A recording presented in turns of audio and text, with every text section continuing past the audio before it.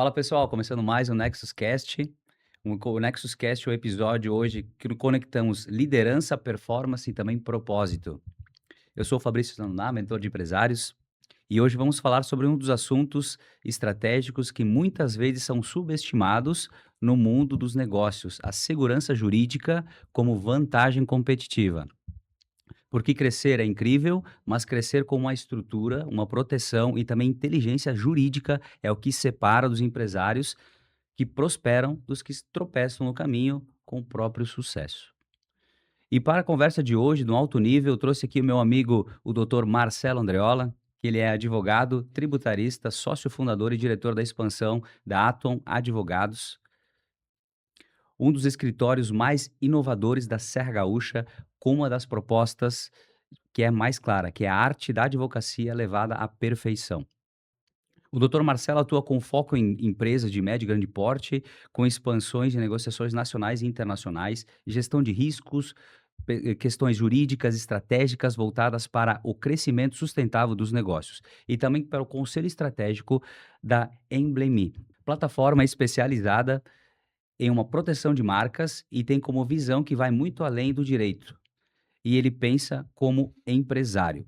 Então, com a mentalidade analítica, a abordagem empreendedora e comportamento intelectual, com uma ética e resultados significativos, Dr. Marcelo é o tipo de profissional que todo empresário precisa ter ao seu lado.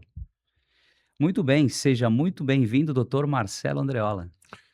Boa tarde, Fabrício. Primeiramente, muito obrigado pelo convite. Fico muito feliz de estar aqui.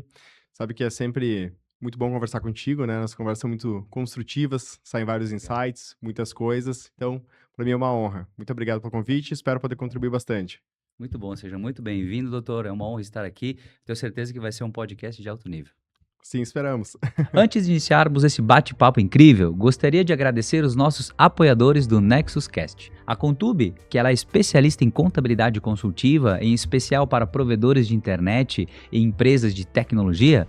Com mais de 15 anos no mercado, a Contube oferece soluções de planejamento tributário, contabilidade estratégica e gestão financeira, apoiando os empresários na tomada de decisão com base em dados e visão de mercado. A Bianca Cunha é especialista em gestão de pessoas, trabalhando na organização das empresas e principalmente o crescimento delas, estruturando os processos relacionados com pessoas, clareando os papéis, definindo indicadores de RH e criando base sólida para que o negócio deixe de depender do improviso. A Zenk é uma marca de roupas masculinas para homens que gostam de se vestir com produtos de qualidade e de muito bom gosto. Camiseta de algodão egípcio, fibras de bambu, calças de alfaiataria e tudo que homens elegantes precisam para se vestir bem.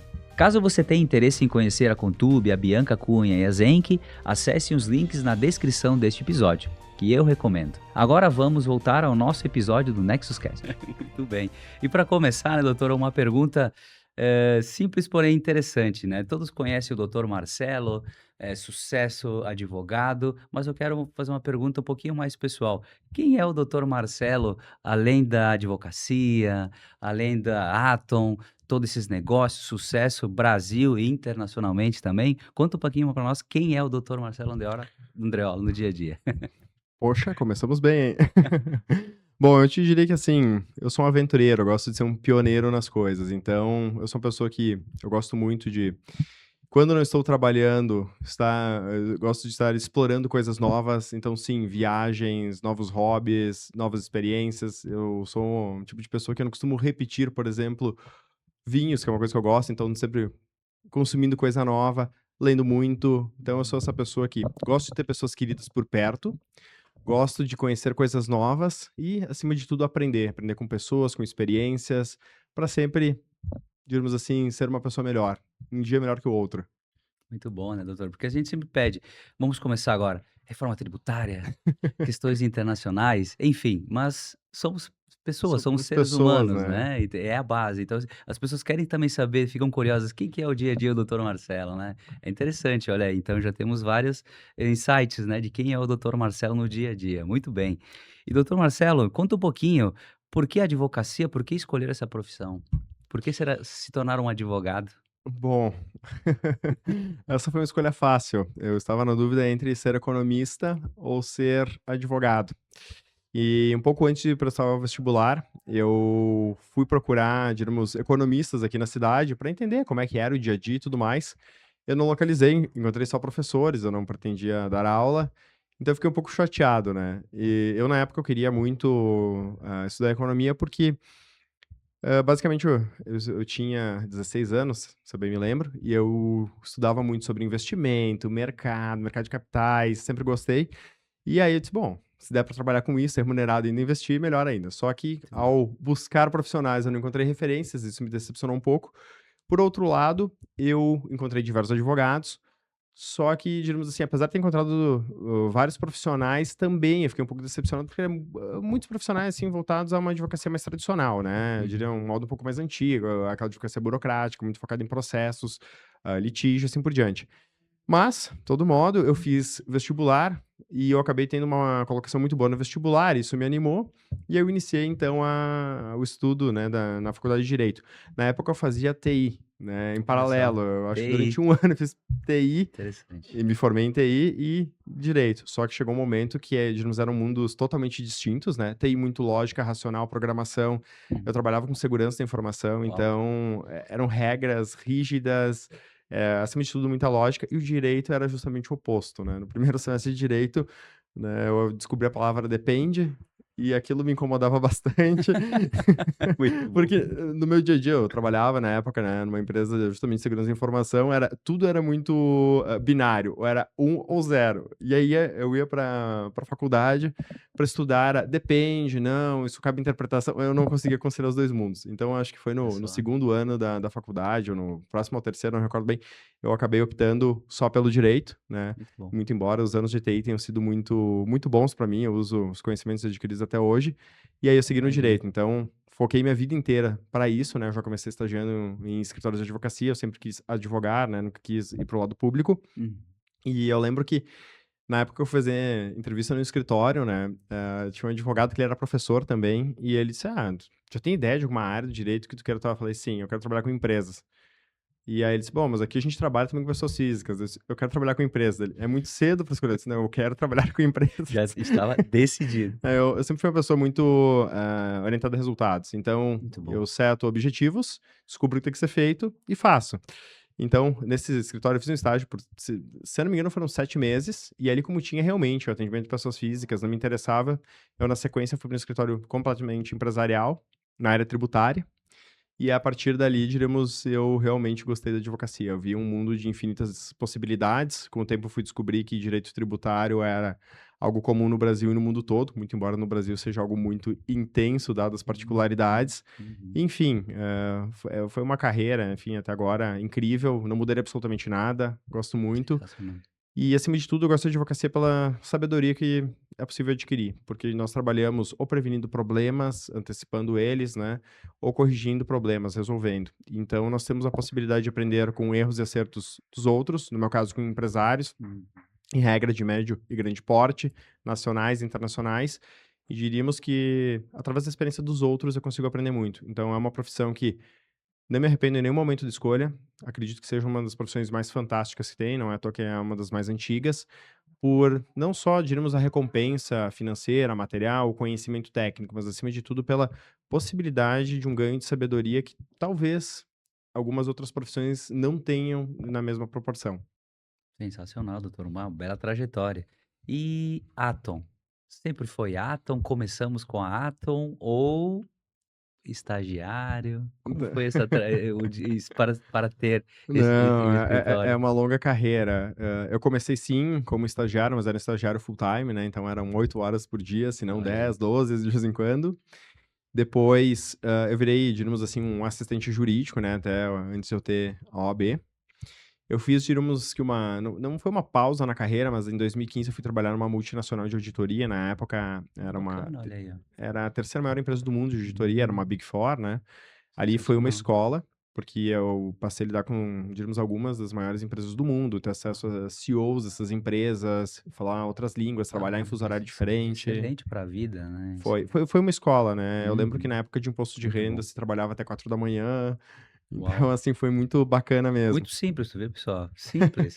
Horas de trabalho, É, horas de eu aprendizado, diria que, estudo. assim, todo conhecimento se adquire com muito trabalho, né, o trabalho ele ajuda de nos ficarmos mais inteligentes.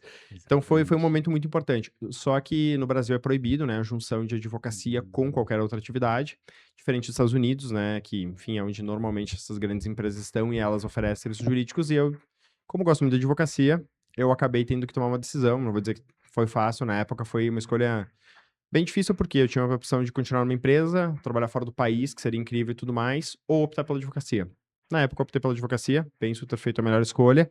Uhum. E naquele momento, quando eu fiz essa escolha, decidir é difícil, mas eu acredito que depois que a gente decide, a gente não pode ficar olhando para trás e nós temos que colocar o máximo de esforço para fazer essa escolha dar certo. No meu caso, felizmente deu certo, tem dado certo e tenho ainda planos bastante grandes, né, para o futuro.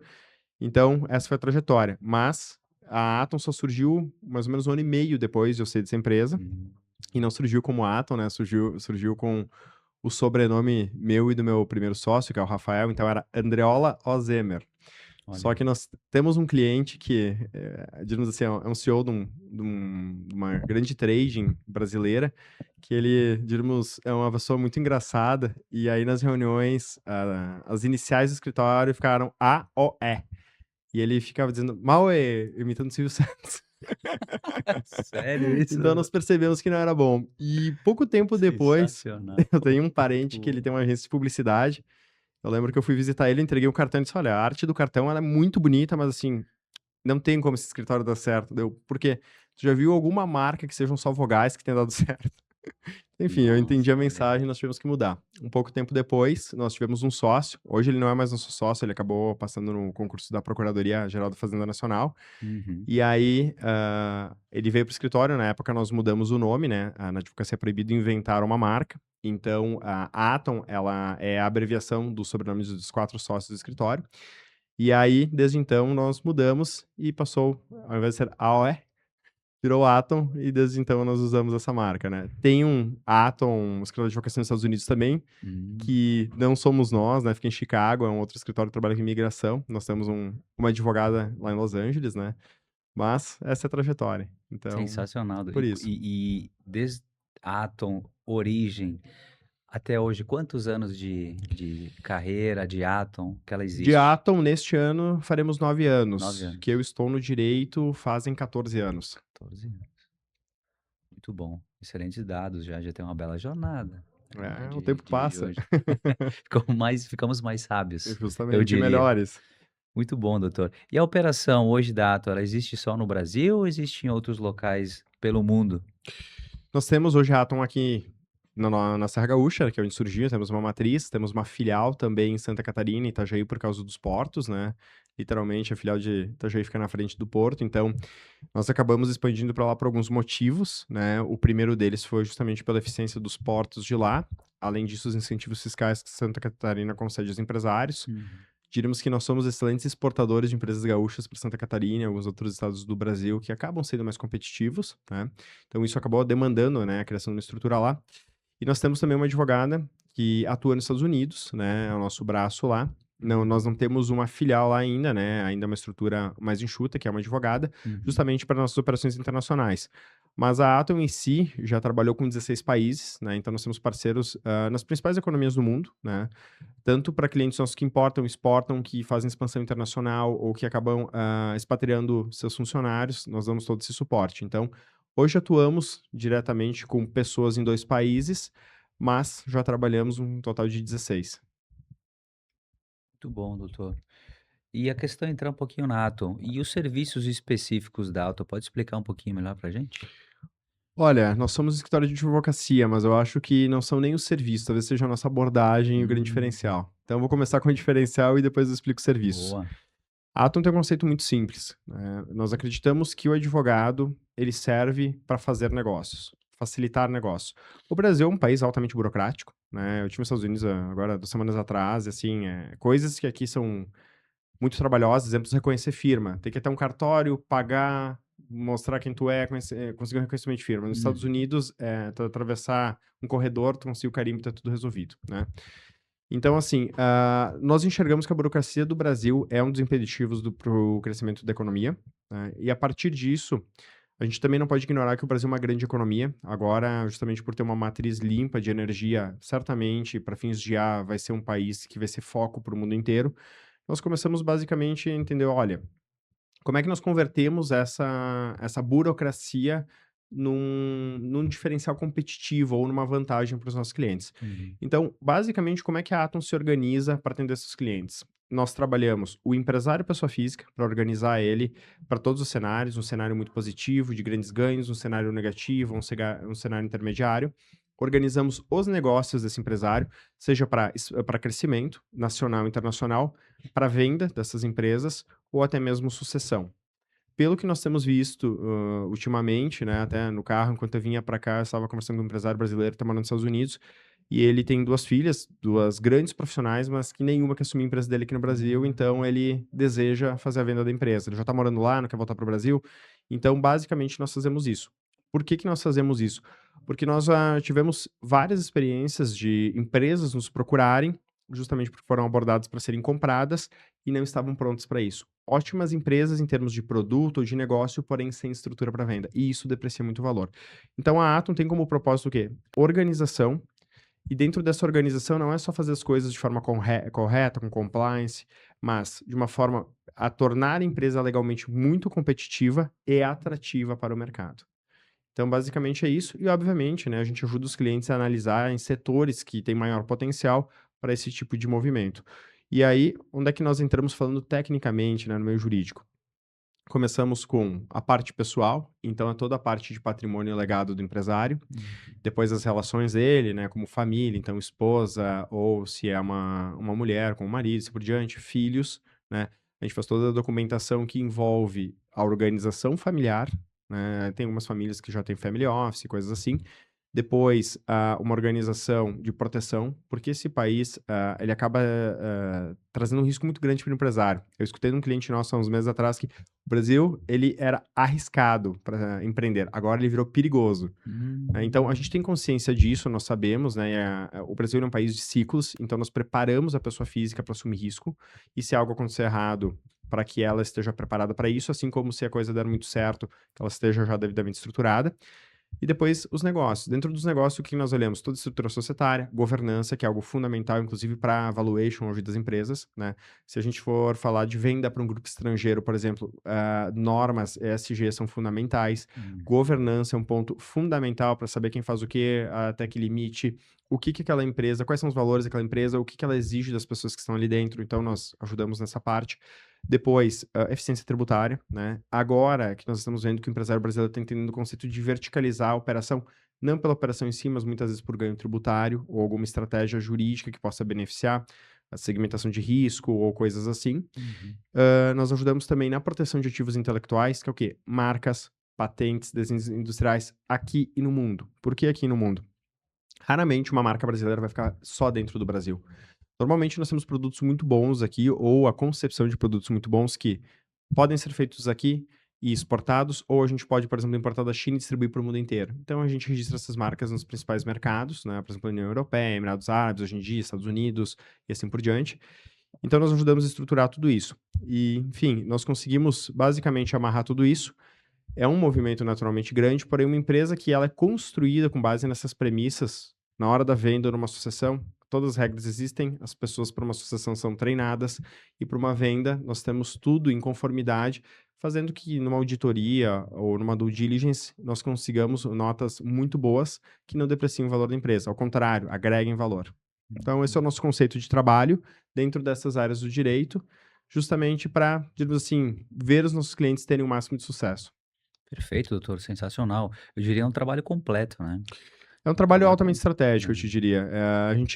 O que nos Uhum. define por natureza é estratégia. Nós gostamos de realmente entender o negócio do cliente, entender se ele faz da melhor forma. Muitas vezes nós conectamos clientes uns com os outros para fazerem negócios, expandirem mercados, né? São joint ventures e coisas assim. Uhum. E hoje isso tudo é viável graças à nossa capacidade de entrar no negócio do cliente, entender, ajudar na tomada de decisões e, acima de tudo, planejar para o longo prazo e, digamos assim, fazer planejamentos para grandes realizações. Muito bom. Não é à toa que eu coloquei aqui do lado, hein, gente, na introdução. Atom estar ao lado do empresário, eu diria todo obviamente, o doutor Marcelo está na Atom, né, em todos os profissionais. É um grande parceiro, um grande aliado aí para superar todos esses obstáculos aí do mercado, né. Exatamente. Sensacional, doutor. Estratégia, né, No estratégico. no nos Estados Unidos, o advogado ele é muito visto como um trusted advisor, né, que Uhum, é lá, digamos assim, os advogados são segmentados por advogados que são consultivos e advogados que são, de litígio, né, digamos, de uma forma muito simplória, essa divisão. Nós entendemos que no Brasil, né, apesar de a gente não ter essa divisão, a função do advogado empresarial é de ser um conselheiro de alta confiança do empresário, uhum, para justamente trazer visões que o empresário, em razão do seu dia a dia, das preocupações, do seu próprio cargo, do que ele tem que fazer, ele não vai estar atento. Então, uhum. o nosso compromisso é esse, é trazer essa visão, essas oportunidades, fazer com que, o empresário navegue, digamos assim, no mar brasileiro, que muitas vezes é turbulento, com, não vou dizer tranquilidade, mas, da melhor forma possível para chegar num porto seguro, que é o seu objetivo. Sensacional, doutor. E, por exemplo, o cliente ele entra por uma dor, necessidade, dúvida, enfim, como ele procura a Atom ou a Atom procura algum cliente? Como funciona o dia a dia do escritório? Normalmente os nossos clientes, são pessoas, diríamos, bem informadas, e são pessoas que hoje, especialmente com inteligência artificial, já dominam os assuntos, né, talvez não no nível Uhum, técnico para executá-los, mas têm muito conhecimento e aquilo começou a ser uma dor. Por exemplo, vamos pegar um empresário que não era cliente Atom e que chegou no momento de vender sua empresa. Recebeu uma abordagem, tem a possibilidade de venda. Primeiro ele fica feliz, que alguém se interessou. uhum, Depois, se, esse comprador oferecer um valor, condizente com o que ele espera, ele fica feliz. Só que no momento que ele calcula o imposto ou os efeitos tributários, é que ele toma um choque de realidade.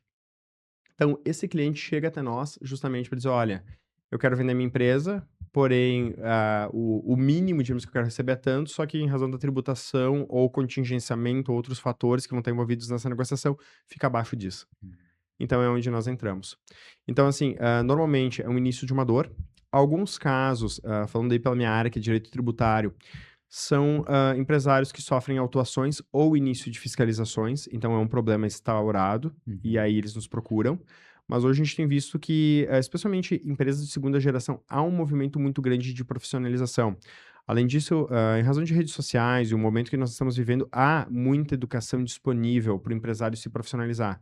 E o empresário ele passa a ver o advogado como uma peça fundamental na mesa de um conselho, numa mesa, de reunião de tomada de decisão. Então, normalmente são esses 2 momentos, ou o empresário ele está no início de uma dor, ou ele já tem um problema. uhum. Muito bom. E essa, muita gente fala Estados Unidos, Brasil. No Brasil, qual seria o obstáculo do empresário entender a necessidade de um advogado desde o início da empresa? Porque hoje a gente, vamos lá, pelo que eu acompanho muito os empresários há uns bons anos também. Vou abrir a minha empresa, contador, contador, CNPJ, tal marca. E onde é que entra o advogado? Na minha visão, concepção, ele deveria estar ao lado desde o contador, desde o marco zero. E na sua visão, doutor Marcelo, por que essa dificuldade do brasileiro enxergar isso? Que o advogado ele não ele deveria estar desde o início e ele só lá na frente ele procura um advogado.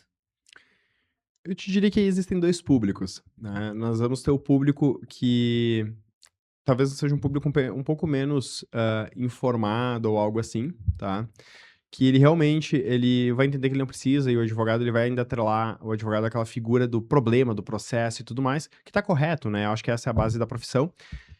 Mas tem outros empresários, né, especialmente um pessoal mais jovem que nós vemos hoje, que já vem pronto e entende que: "Olha, o contador ele vai fazer até aqui, o advogado entra até aqui". E não digo nem só contador, algumas outras áreas também, né, Uhum, algumas consultorias. certo. Porque o que que acontece, nós trabalhamos com muitos contadores, né, e as nossas profissões têm limites muito claros e não se confundem. O Uhum, contador ele tá obrigado a trabalhar dentro que quase que da literalidade da legislação. Nós, na advocacia, justamente a nossa questão é interpretar o sistema jurídico, as leis, as decisões, assim por diante. Ou foi ontem, hoje, teve um artigo meu com uma colega do escritório que foi publicado justamente para falar sobre distribuição desproporcional de lucro, que é algo que as empresas familiares a nível nacional usam em larga escala, tá? A uhum. maior parte usa errado. Eu arrisco dizer que 98%, 99% dessas empresas fazem de forma errada. Olha só. Por quê? Se for ler lá o Código Civil, que trata da distribuição desproporcional, é só prever no contrato social, pode distribuir, tá tudo certo. Porém, a fiscalização, a Receita Federal em específico, junto com os tribunais do Poder Judiciário brasileiro, construíram requisitos para poder fazer isso. Então, para a pessoa que só lê a lei e não olha a jurisprudência, parece muito simples fazer. Para a pessoa que aí sim é um advogado, que tem a capacidade de ler jurisprudência e entender, ele sabe que tem requisitos de validade. Então, esse empresário que entende como o Brasil funciona, tá, que eu diria assim, é um empresário um pouco mais informado, Uhum. né, é um empresário que talvez ele, eu diria assim, é um médio porte para cima, que esse empresário que ele saiu, eu não vou dizer que completamente da operação, mas é aquele cara que já consegue olhar para um BI, olhar para um dashboard, administrar seu negócio, falar só com seus líderes de cada área e cobrar resultado. Ele sabe que ele precisa de um advogado para quê? Não para resolver problema, mas para antecipar movimentos ou para validar ou invalidar movimentos e decisões que ele deseja tomar. Então, eu te diria que hoje eu vejo esses dois públicos. Claro que o público que ainda não vê o advogado como peça fundamental na sua empresa é maior, tá? Uhum. Mas eu sinto e vejo no dia a dia um crescimento muito grande de pessoas entendendo hoje o papel do advogado como uma pessoa decisiva para o sucesso de um negócio, da concepção à venda ou à sucessão. Uhum. Isso seria falta de conhecimento, falta de Falta de visão, conhecimento. cultura também, né, pode ser. Também, e eu acho que Uhum. muito ligado também à questão de custos, né? Custos. Porque naturalmente, o brasileiro ele é bastante empreendedor, mas normalmente se começa com um orçamento mais limitado. Nós vemos que, por exemplo, empresas quando são fundadas por investidores, com caixa, com capacidade de grande investimento, já tem time jurídico, tem time Uhum. fiscal, tem time contábil, tem consultoria. Já vem um pacote de inteligência muito grande. Hum. Normalmente, uma empresa fundada por uma pessoa que tem conhecimento numa área, que cresce do zero, né? A pessoa self-made, ela vai, atravessar momentos de aperto de caixa, de talvez dificuldades financeiras em que ela vai entender que essa despesa não é um investimento, ela vai ver como despesa. Uhum. E isso acaba Perfeito. talvez sendo um problema ou até um erro bastante caro para o futuro, né. Exatamente. Um exemplo que nós temos visto muito, né, nós tivemos na pandemia ali uma era de, vesting, né, de pegar pessoas chaves da equipe, fazer uma proposta para essa pessoa virar sócia, desde que ela atenda determinadas metas e, enfim, determinados resultados. O vesting, por exemplo, ele é uma excelente, ferramenta, né, ele é uma cláusula no contrato que a pessoa, enfim, né, pode vir a ser sócia, né, um contrato de Uhum. stock option.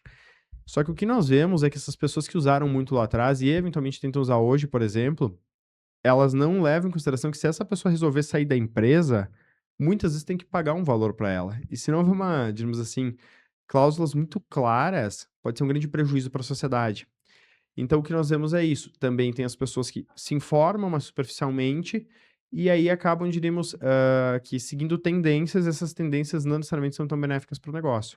Então, tem um pouco de tudo, mas o que nós recomendamos é, quem não talvez entende que é necessário ter um advogado empresarial o tempo todo ao seu lado, no mínimo, nós entendemos que para decisões relevantes, ou seja, societárias, tributárias, se tenha um aconselhamento para essas decisões em específico, a fim de que não dê um problema lá na frente, se previna os problemas para fazer um negócio seguro, porque eu diria que fazer corretamente é sempre mais barato e mais lucrativo. Exatamente, é aquele barato que se torna muito caro, Justamente. né, As no más final. decisões. As má decisões. "Ah, eu estou economizando". Não é bem assim, no final das contas eu vou estar a minha economia, ela vai evaporar e eu vou ter que investir mais em contratar advogado, provavelmente multas, enfim, Exatamente. entre Ou outras, litígios, né, né. porque pegando esse caso, por exemplo, do stock option, né, um sócio, por mais que ele tenha 0,1% da empresa, pode ser que ele não mande na empresa, mas ele tem acesso a todas as informações, ele Uhum. pode pedir prestação de contas, ele pode judicializar questões, enfim, ele pode fazer muita coisa a nível de informação que pode prejudicar o negócio. E um desalinhamento de interesses entre sócios, ele pode ser fulminante para uma Olha só. empresa. Então, enfim, realmente a gente tem que ter cuidado onde economizar, Muito, e eu acredito que exatamente. a melhor maneira de tomar decisões corretas é estando bem assessorado. Sem dúvida, pessoas com conhecimento, com bagagem, expertise, é um baita investimento que tu faz, não uma despesa. Perfeito, doutor Marcelo, baita colocação. E sobre, agora, erros, quais na tua visão, erros de tributação que o empresário comete e tal, e também uma dica, pegar um case, por exemplo, pode citar algum exemplo de que tu teve no escritório, enfim, que não estava correto e você orientou o cliente, e qual dica aí tu deixa para não cometer esse erro? E principalmente quem está começando ou não tem esse conhecimento do jurídico. Bom, vamos lá. Existem muitas coisas. Eu diria o seguinte, A primeira grande coisa, que todo empresário deve ter muita cautela é o seguinte: o Brasil tem um custo tributário altíssimo, de acordo com fontes oficiais, em torno de 38%. Então, na precificação de um serviço ou de um produto, a principal coisa é embutir tributação e entender qual que é o impacto real. Por quê? Se por exemplo, qualquer empresa tem um custo tributário na casa de 30, 40%, talvez seja o principal custo que ela tenha, né. Muitos clientes nossos brincam: "Ah, o governo é o nosso principal sócio, é o sócio que mais ganha lucro". E de fato, Uhum, pega uma indústria como exemplo, o governo é quem, se for considerado um sócio, é o que leva a maior parte, até porque ele ganha sobre faturamento e não sobre o lucro de fato. uhum. Então o que que acontece? A primeira coisa é composição de custos. E nós vemos a maior parte das empresas, especialmente, digamos assim, numa transição de pequeno para médio porte, ou um médio porte não muito profissionalizada, errando em composição de custo. No momento que eu erro em composição de custo, quanto mais eu vendo, mais prejuízo eu tenho. Esse é o primeiro ponto. O segundo é regime tributário correto. Isso é o básico. Não tem nada de sofisticado ao básico. E nós vemos até hoje empresários com medo de optar pelo lucro real. Lucro real, hoje, com a quantidade de informação e automações que nós temos, ele não é algo complicado. Talvez as pessoas que assessorem esses empresários não tenham domínio do assunto e acabam Perfeito. vendo dificuldades. Porque, por exemplo, varejo. Raramente o varejo tem uma margem de lucro alta. Então, assim, nós temos ali uma empresa com uma margem de lucro líquido inferior a 9, 10%, é lucro real. Essa é a primeira decisão. A segunda é: estou contabilizando minhas despesas corretamente? Porque daqui a pouco tem muita coisa que eu não contabilizo e estou pagando imposto sobre essas despesas que poderiam me ajudar a pagar menos imposto legalmente. Uhum. Então, assim, ó, só falando dentro do que a lei já autoriza, não estou nem dizendo teses ou discussões jurídicas que eu tenho que levar para o Poder Judiciário. O básico é custo, depois regime tributário, depois a forma de contratação de pessoas estratégicas e no relacionamento com clientes, o que eu vejo é que o brasileiro ele é muito leniente, ele não faz contratos, tá? Uhum. Parece o básico, né? Hoje a gente consegue fazer contratos de uma forma muito ágil, mas, por exemplo, tem empresas que fornecem para multinacionais, que aí quando essa multinacional solicita um contrato, esse empresário brasileiro ele fica atônito, ele não entende, ele diz: "Ah, um contrato gigante, por que que eu preciso?". Simples, esse contrato ele é muito bom, porque se for vender tua empresa, ele é um ativo, ele compõe a tua carteira, ele dá previsibilidade e assim por diante. Então, por que que eu vou fazer isso só com uma multinacional, uma empresa grande? Eu posso fazer com todas. Daqui a pouco eu posso ter um modelo de fornecimento, um modelo de relação comercial que eu aplico para todos e isso agrega valor. Então, falando de tributação, é o básico, é custo. Isso não é nem jurídico, né? Eu diria que isso é matemática financeira e contabilidade fiscal. Depois, é amarrar muito bem as relações com todo mundo que é estratégico, dentro e fora da empresa. E depois disso, eu diria que aí sim nós começamos a ir para minúcias e coisas mais importantes, né? Que são governança. Governança é basicamente determinar as condutas e as competências de cada um dentro de uma empresa, que a maior parte das empresas não tem isso escrito. Embora tenha um organograma claro, Uhum. não tem as funções escritas de forma correta.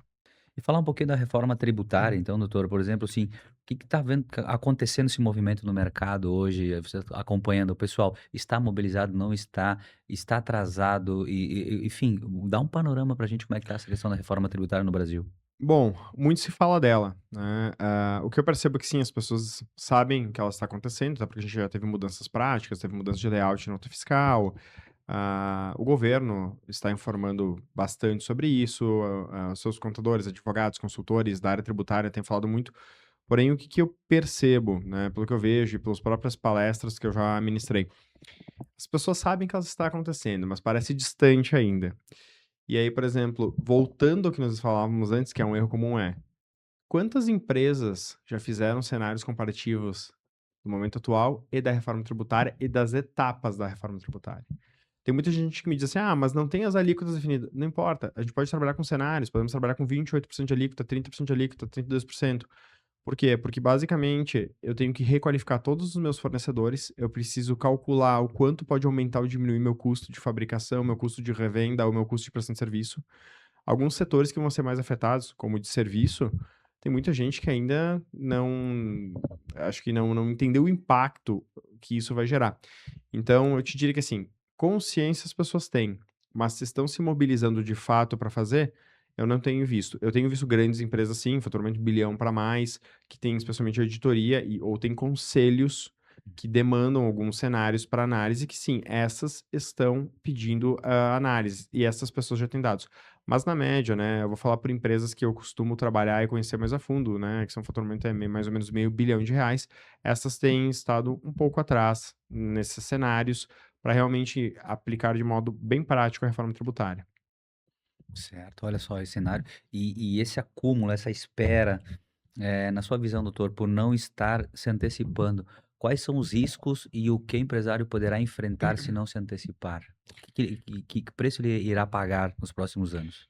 Eu vejo uma questão de custo de oportunidade, porque quando nós fazemos antes de forma planejada é mais barato e nós temos a opção de errar dentro de um planejamento. Enquanto a gente constrói planejamento, nós podemos construir cenários que não deram certo, mudar para um cenário que dá certo e aplicar o que dá certo. Quando nós não planejamos, a gente não testa os cenários, a gente vai direto para a prática, por assim dizer, se a gente errar, custa muito caro. Por exemplo, vamos começar do básico operacional, configuração de sistemas, né, ERP e tudo mais. Segunda coisa, tem muita empresa que erra na tributação na própria nota fiscal. Uhum. Se errar na reforma tributária, vai ter um prejuízo de crédito. Se fizer isso de forma reiterada, pode gerar multa, autuação, problema. E depois tem a famosa precificação de produtos, que foi o que eu falei antes, que se eu tenho uma margem hoje, com a reforma, que é justamente a tributação do consumo, que é o serviço ou o produto que eu vendo, isso vai mudar. Se eu não repassar, por exemplo, um reajuste de preço correto, por mais que eu venda, eu posso ter prejuízo, ou eu posso diminuir muito minha margem. E eu posso estar, digamos assim, em números vendendo mais, porém, pode ser que eu lucre muito menos ou até não lucre, que é o pior cenário. Então, Uhum. eu vejo, de uma forma muito simples, esse como sendo o principal problema. Depois, obviamente, nós temos todas as questões de conformidade, porque a reforma, ela não trouxe só a mudança dos impostos, né, digamos, a redução da quantidade de impostos a pagar. Muito pelo contrário, ela está trazendo uma camada de fiscalização muito maior, muito mais próxima da empresa, e mais do que isso, o governo federal ele está criando uma gamificação e uma diferenciação entre as empresas, que são rankings. Hum. Por exemplo, a gente tem o programa Sintonia.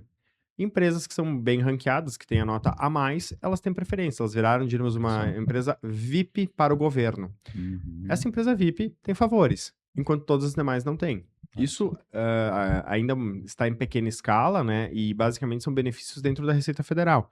Provavelmente isso depois vai ser estendido para licitações e para outras, coisas que envolvam toda a estrutura do governo, né, do Uhum. ente público. Nós temos agora a criação do Comitê Gestor do IBS, que diríamos é o substituto do ISS e do ICMS. Ele vai ser uma segunda Receita Federal no Brasil. Esse órgão vai fazer o mesmo. Então o empresário ele vai ter que entender que o pagar o imposto é o mínimo, mas ele vai ter que estar em dia com todas as obrigações para ser, digamos, um cliente especial desses Uhum. 2 órgãos fiscalizadores. Então, a primeira coisa é, puramente financeira para ver margem de lucro, afinal de contas, essa é a razão de existir de todas as empresas e de elas sobreviverem, afinal de contas, elas precisam de dinheiro. A segunda é, como eu me relaciono com o governo para ser uma empresa bem vista e ter diferenças competitivas.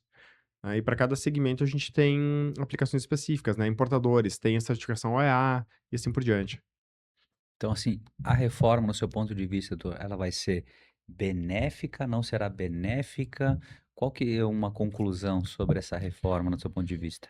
Bom, eu vou te dizer assim, de forma prática eu entendo que ela é benéfica, porque ela vai profissionalizar muitos negócios no Brasil. E eu acredito que acima de tudo ela vai tirar do mercado a questão da sonegação. Vai ser de uma maneira gradual sim, mas ela vai acabar tirando do mercado a sonegação, o que acaba sendo muito ruim para as empresas que concorrem de forma correta, de forma séria. Hum. Agora, aí um ponto de vista muito pessoal meu, né. Se a gente for comparar o Brasil a outros países, né, em que eu diria que a liberdade ela é um valor, mais defendido, eu acredito que o grau de intervenção que o governo vai ter dentro das empresas, o grau de informação, não é benéfico, porque basicamente hoje não existe mais sigilo fiscal. Então, de forma prática para a economia, me parece muito favorável, porque realmente, não digo que vai simplificar num grau, extremamente elevado, mas vai simplificar sim as coisas, vai automatizar muita coisa e vai criar talvez formas mais justas de competição. Por outro lado, se a gente for olhar daí sim para um viés muito jurídico, um viés, digamos, fundamentalista, eu Hum. entendo que comparado a outros países, pelo menos países sérios que eu conheço, basicamente as empresas brasileiras e os contribuintes, pessoas físicas brasileiras, o seu sigilo fiscal bancário não vai mais existir. Então Hum. nós vamos ter uma vida muito aberta para o governo. Olha só, e aquelas empresas que sobrevivem apenas com fluxo de caixa? Antecipações do como de será. títulos. Bom, Exatamente. um cálculo muito simples, né, vamos supor que as alíquotas, né, somem 30% do IBS da CBS, né, eu diria que toda empresa tem que reforçar o fluxo de caixa em pelo menos 40%. Vamos ter uma margem de 10% aí de segurança. Por quê? Realmente, né, nós vamos ter a reforma, acima de tudo, ela é tecnológica e financeira. Eu diria que todo todo o encadeamento, né, toda a forma de acontecer das relações econômicas, ela vai mudar. Por quê? Porque nós vamos ter a figura do split payment, em que o governo em tempo real vai, tributar as movimentações financeiras. Então, uma empresa faturou, R$ 10.000 para uma outra, né, a nota de 10.000, mas vai ser pago em 10 vezes de 1.000, né, vão ter 10 duplicatas. Quando houver pagamento de cada duplicata, vai ter retenção do imposto. O imposto é 30%, a empresa vai receber líquido R$ 700. Hoje a empresa recebe 1.000, trabalha 30 dias com o dinheiro do governo e paga a guia no mês seguinte. Isso não vai mais acontecer. Então Nossa. isso vai exigir um reforço de caixa já para o ano que vem, né, Uhum. bastante significativo. E aí eu vejo que, enfim, primeiro, vem a desinformação e que tu comentou antes, que as pessoas não estão, em alguns casos, analisando isso, né. Eu também comentei que eu vejo que as pessoas não criam cenários dentro de planejamento para encarar esse tipo de situação que são concretas, e isso vai custar muito caro. Primeiro, porque o dinheiro está bastante escasso. Segundo, Uhum. porque o custo do dinheiro, em razão da escassez, está muito alto, né? E nós não temos uma previsão de baixa da Selic, diríamos que muito consistente, né? Inclusive, em Boletim Focus, acho que de 2 semanas atrás, do Banco Central, ele aponta para uma alta da Selic. Uhum. Então, pensando que para o ano que vem já precisamos de reforço de caixa, porque as empresas operam completamente com um capital de giro bastante limitado. Quem não se preparar vai ter que recorrer a dinheiro muito caro, se você conseguir. Logo, as margens caem pelo custo financeiro e podem cair também pelo custo tributário. Uhum. Não, sensacional, um baita panorama, doutor Marcelo. Isso está acontecendo, é realidade. Se você não está ainda realizando esse movimento, aconselho a correr urgente, que é e irá acontecer, né, doutor? Não tem Só tem mais esse escapatória. semestre agora, né? Exatamente, o Antes tempo de... está passando. Exatamente. Hum. Bom, a reforma tributária é uma mudança de um sistema que estava vigente há 60 anos, né? Então, Uhum. assim, eu vinha fazendo isso, sempre foi assim, bom, isso acabou. São Uhum. regras novas, é uma forma diferente de ver os negócios, é uma maneira diferente de fazer negócios. E eu diria assim, a gente tem que se adequar. Não adianta ficar Uhum. reclamando, né? Eu acho que sim, a reforma tributária poderia ter sido melhor em vários pontos, sim. Mas ela está aí, pode ser que ela sofra alterações, eu torço que ela melhore em alguns pontos, mas Certeza. como ela está, é uma melhora? Sim, é uma melhora, nós podemos aproveitar bastante ela, e quem tiver a capacidade de assim, entender com antecedência as regras, usar isso a favor, óbvio que vai ser na frente e vai ter um resultado mais positivo. Sem dúvida. Eu vejo assim, é muito a questão, algumas palavrinhas mágicas, cultura, conhecimento, gestão, tomar de decisão com base em dados e não em achismo, Profissionalismo, eu diria. tem que profissionalizar. Então, assim, de certa forma até não culpo muito o empresário brasileiro, a grande maioria, porque começa com o sonho, sonho de empreender. É um sonho, tu sai do CLT, meu sonho é de ter uma empresa. Né, então o que que eu vejo? Não temos faculdades para você ser um empresário. Como ser um empresário? Faça uma graduação de como ser um empresário, isso não existe, né, foram os técnicos, médico, advogado, dentista, são todos técnicos, técnicos. Ninguém é empresário, né. Eu arriscaria te dizer uma coisa, por exemplo, como eu falei, eu estava nos Estados Unidos e, eu acabei visitando 3 estados lá com um cliente nosso que é investidor do segmento imobiliário, que ele, teve aqui no Brasil uma das 100 maiores construtoras do país, ele basicamente, está saindo daqui, migrando com sua família lá para os Estados Unidos, e aí nós visitamos diversas empresas, de construção civil lá, das mais diferentes modalidades e tudo mais. Uhum, O que que eu vejo que é algo diferente lá, por exemplo, do que aqui? Lá, se tu for um excelente construtor, tu não precisa ser um gênio em contabilidade ou em direito para empreender. No uhum. Brasil, não. Eu acredito que depois que tu tem um produto ou um serviço muito bom, tu obrigatoriamente tem que entender de burocracia, senão o teu negócio não cresce. Chega um momento, pelo menos o que eu vejo dos nossos clientes maiores, que estão acima do bilhão de faturamento, é que os fundadores que tiveram a capacidade de chegar nesse porte e se atualizaram e se prepararam para esse momento, eles viraram, diríamos, pessoas, de relacionamento e pessoas altamente técnicas fora da sua área original. Por exemplo, nós temos clientes que são engenheiros, que sabiam muito de produto, que hoje eles não trabalham mais com absolutamente nada de produto, mas totalmente com Uhum. engenharia financeira, jurídica e engenharia de incentivos fiscais. Hoje, muitos clientes nossos de maior porte, para eles é determinante a abertura de uma nova unidade do país. Primeiro por logística, só que a logística, muitas vezes, ela é substituída por incentivo fiscal. Então eu falo com muitos engenheiros que sabem muito sobre incentivo fiscal, porque isso é determinante para o negócio deles. Então o Brasil ele exige isso, diferente de outros países que basicamente tu fazer muito bem um produto ou entregar um serviço muito bom, basta, porque o sistema é extremamente prático, ele é simples, ele é fácil de ser entendido e realmente ele não dá nenhum grande ganho para um ou outro. O Brasil é o oposto, ele é um país de exceções, então há a regra geral e na verdade a gente tem que se guiar pelas exceções e não pela regra geral. E aí o empresário de sucesso, ele tem que aprender sobre essas exceções.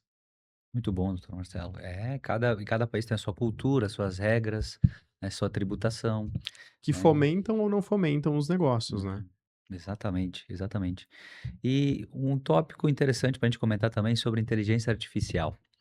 Do teu ponto de vista, para a questão do advogado com o empresário, a inteligência artificial, ela está sendo benéfica? Ela vem para somar? Ela vem para contribuir? Eu queria uma visão tua em relação à IA com o teu negócio e com os empresários, doutor Marcelo. Na minha opinião, a IA veio para revolucionar e já está revolucionando, né. Então, assim, como eu falei, eu tenho um pezinho em tecnologia, eu sou totalmente favorável, né. Eu diria assim que, talvez fazendo uma comparação muito simplória, é como lá atrás, né, as pessoas todas andavam a cavalo, surgiu o carro, no início houve uma desconfiança, mas hoje as pessoas andam por hobby a cavalo, mas elas não se deslocam mais a Uhum. cavalo, elas acabam utilizando carros, trens, aviões e assim por diante. Com a IA é a mesma coisa, aí falando especificamente da área jurídica, né, já tem vários estudos comprovando que uma das áreas mais impactadas vai ser a área jurídica, assim como a financeira e, enfim, alguns outros serviços intelectuais também. Porque basicamente tudo que tem dados disponíveis, a IA, justamente artificial inteligência, ela processa, ela tem análise Uhum. crítica e ela produz uma velocidade muito maior. Então, para mim, né, a menos que a gente tenha algum evento muito marcante e determinante, é um caminho sem volta, onde só vai haver um aprimoramento, exponencial, porque a IA ela vai criando camadas em cima dela própria, né. Eu vi uma notícia que 80% já do código-fonte do Claude, ele é feito já pelo próprio Claude, então ele está se autoalimentando. E também eu vi um estudo muito interessante, foi feito nos Estados Unidos, em que pegaram diversos juristas, né, de alto renome, nomes consagrados, e apresentaram casos jurídicos para serem resolvidos e submeteram uma banca examinadora e submeteram os mesmos casos à IA. Essa banca examinadora preferiu muitas vezes, na maior parte das vezes, acho que foi 75% das vezes, preferia as soluções das IAs por serem tecnicamente mais corretas e mais abrangentes. Então, assim, eu acredito que o elemento humano, né, ele vai sempre persistir porque somos seres sociais, nos Uhum. relacionamos entre humanos e tudo que nós fazemos é em razão de outros seres humanos. Porém, a IA ela é um meio, e ela veio para ficar. Então, eu acredito só que tem que ter muita responsabilidade na forma de uso. Nós, por exemplo, já usamos IA há bastante tempo, nós temos muito cuidado com os dados, no sentido de sigilo, de confidencialidade, e também a supervisão humana. Eu vejo que o advogado, ele vai deixar de ser um produtor, por exemplo, de petições, para virar um revisor, e acima de tudo, a função dele vai ser estar muito mais fora do escritório, muito mais presente no fórum, junto ao cliente, Uhum. onde a relação humana é necessária e a IA não vai fazer, né. Exato, Então, exato. eu entendo que, são só ganhos, né, muito positivos em termos de produtividade, de qualidade e assim por diante. E as pessoas, enfim, têm que se adaptar a uma nova realidade, né. Falando por mim, enfim, eu estudo bastante, é um assunto que eu gosto, e tive a oportunidade já de fazer testes, né, de várias ferramentas, ver como é que Uhum. funcionam. Eu realmente acredito que a IA, ela talvez mude não só a vida do advogado, mas eu diria que nessa questão jurídica e legislativa como um todo, talvez mude a forma de fazer leis e mude a democracia, os sistemas de governo dos países. É, vai muito além do que só uma tarefa, né, um assessor de tarefas, né, que hoje eu diria a gente está na era do disquete da inteligência artificial, Exatamente, e já produz muito, e está bem avançada, irá evoluir muito. Isso é certamente. a grande salto da um dos grandes saltos, se não o maior salto da evolução humana, Eu a acredito que inteligência. sim, em termos de, espaço de tempo, né, dada a capacidade, a velocidade dela, eu vi um dado semana passada que, hoje 43% das pesquisas já não são mais feitas no Google, são feitas diretamente através de Uhum, alguma IA. Então veja, em termos de perfeito. 3 ou 4 anos já mudou um hábito de uso de pesquisa absurdo. E a Absurdo. forma como as pessoas estão pesquisando mudou muito também. As pessoas no passado pesquisavam, por exemplo, um assunto, né, falando no meu artigo ali anterior, a distribuição desproporcional de lucros no Google. E ia aparecer vários tipos de, tópicos lá, daqui a pouco posts de advogados, contadores, etc. Uhum. Hoje não, as pessoas elas já vão com uma pergunta pronta, com um problema para IA já trazer a solução ou as possíveis soluções. Sempre na frente, né, na Exato, frente, evoluindo, forma também de pensar, né, as pessoas pensarem o que eu vou perguntar, caprichar na pergunta, a resolução, e não só esperar uma resposta pronta, né. exato. A gente vai Ma evoluindo, ma né, ma o ser mas é humano. desafiador isso, né, porque, assim, É, a IA mudou já a nossa forma de consumir conteúdo, né, uhum, e ela facilita muito. Então eu acredito que uma preguiça mental vai ser algo natural. E aí cabe a nós sermos inteligentes para exato. não deixarmos isso acontecer. Talvez essa questão da revolução da IA seja como uma revolução industrial, né, que automatizou muita coisa, trouxe muitas máquinas, né. Eu acredito que a IA, ela vai substituir o ser humano em muitas coisas intelectuais, talvez libere tempo para que o ser humano ele volte mais, digamos, para as artes, para filosofia, talvez para religião ou espiritualidade, Uhum, coisas que são, do ser humano em si, que perfeito. uma máquina não vai fazer. Então eu acredito, diríamos que numa escala de evolução humana, né, primeiro, né, no passado nós tivemos grandes desafios materiais, nós temos até hoje, que é basicamente ter abrigo, alimentação e coisas assim. Com a IA, talvez a gente ultrapasse o desafio da barreira do raciocínio, do pensamento, porque muita coisa que hoje nós temos que fazer pensando, né, com o cérebro Uhum. humano, uma IA vai fazer. Por exemplo, projetos de engenharia complexos e coisas assim, né, ela vai fazer com muito mais agilidade que um ser humano. E isso nos libere espaço de vida, tempo de vida, aí pra gente focar em coisas que são exclusivamente humanas. Sensacional, doutor Marcelo, muito bom. E o papo está ótimo, mas estamos chegando na reta final do nosso episódio. Vou te fazer uma última pergunta, doutor Marcelo. Que dica tu daria para esses empresários em relação a não só a tributação, mas essa parte de gestão, porque tem muito conhecimento nessa área, né? Muito além do só da advocacia. Que dica, que recado, que frase tu dá para os empresários brasileiros que estão nos assistindo no nos nossos canais? Estudar e planejar muito antes de fazer. Fazer é fundamental, mas fazer de forma direcionada, com um objetivo claro e sabendo todas as etapas, dá um resultado muito melhor. Sensacional, doutor Marcelo. Muito obrigado novamente aqui no podcast, espero que tenha gostado. Muito, muito obrigado. Foi uma honra estar aqui, Fabrício. Espero que outras vezes a gente se encontre para ter esses papos bacanas. Sensacional. É o primeiro de muitos, né, doutor? Certamente, muito obrigado. Foi um prazer. Eu que agradeço. Adoramos o nosso podcast e com certeza será convidado novamente. Tá bom, doutor? Certamente. Muito obrigado. É uma honra. Pessoal, e você que está nos assistindo, curte, compartilha, se inscreve no canal e compartilha para o maior número de empresários, para os amigos, porque é um assunto essencial. O doutor Marcelo foi cirúrgico em vários tópicos. Assiste novamente o episódio, aplica, contrate a Atom, contrate o doutor Marcelo, sem dúvida, porque você vai precisar na sua empresa, tá bom? E não deixe de se inscrever no canal e de seguir a gente, tá bom? A gente se vê no próximo Nexus Cast.